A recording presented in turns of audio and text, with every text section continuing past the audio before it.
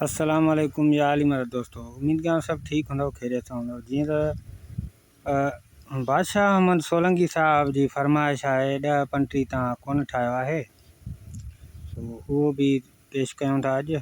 पर मूंखे अंदाज़ो आहे त मां ठाहियो हुयो। बहरहाल नई सही वरी था कमु कयूं ऐं कुझु कमेंट्स आहिनि मां शामिलु कयूं।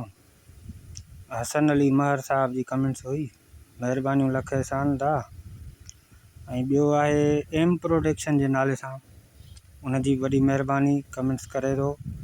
उनखां पोइ आहे दोस्त आहे आशिक़ अली सोलंकी साहब, उनजी वॾी महिरबानी लख कुर्ब। ऐं उनखां पोइ आहे शाबान सोलंकी, इहो मुंहिंजो प्यारो दोस्त आहे, वॾी महिरबानियूं था, ख़ुशि हुजो आबाद हुजो। हिन में तस्वीर तव्हां ॾिसो था, भरिसां गौर गदाई ऐं हीअ मशहूरु शाइर सांवल मीराली, हिकिड़ो नुंहुं सांवल मीराली लिखियो आहे, बाक़ी जेके आहिनि उहा सभु गौर गदाई लिखिया आहिनि। ऐं हिन जो पहिरियों नुंहुं आहे ज़िंदान में वही साइण गुज़ारे, बीमार बीमार सकीना। ऐं हीअ सिंधी एल्बम आहे, सिंधी नुंहुं आहे।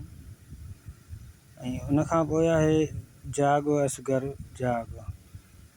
उनखां पोइ आहे वावेला है वावेला कुल शहीद बेखदा।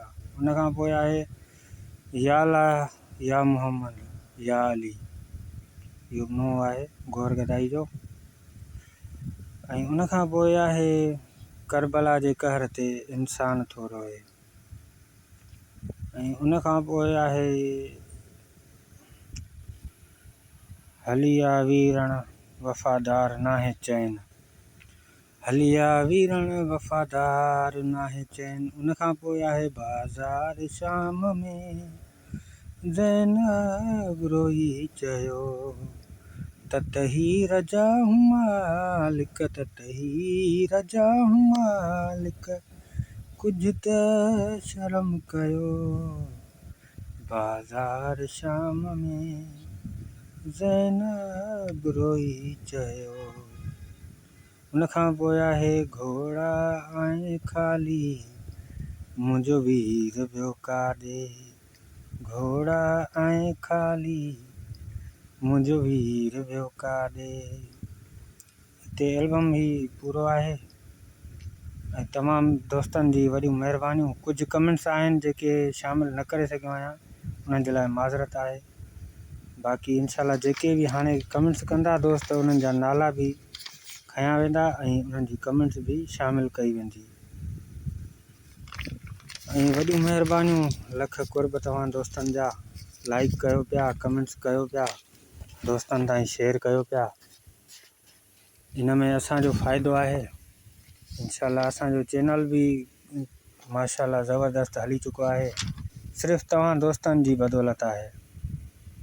ईअं ई साथ ॾींदव त असांजो चैनल इंशाल्लाह तमामु घणो ग्रो कंदो ऐं इंशाल्लाह तव्हांखे अॻिते हली इन्हनि जो अजुर ॾींदासीं बिल्कुलु, इहो तव्हां सां वाइदो आहे।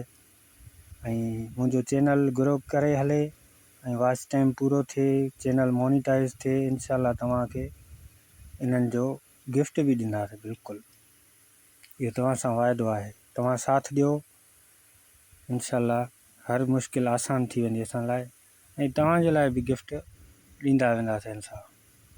उहे गिफ्ट तॾहिं थींदा जॾहिं असांजो चैनल ग्रो थींदो तव्हां दोस्तनि जी महिरबानियुनि सां, ऐं चैनल मोनिटाइज़ थींदो, तव्हांखे गिफ्ट ॾींदासीं बिल्कुलु। जेके कमेंट्स कंदा रहंदा उन्हनि खे गिफ्ट ॾींदासीं, गिफ्ट इंशाल्लाह सुठो ॾींदासीं, ख़ुशि थी वेंदा। ठीकु आहे दोस्तो, इजाज़त मूंखे।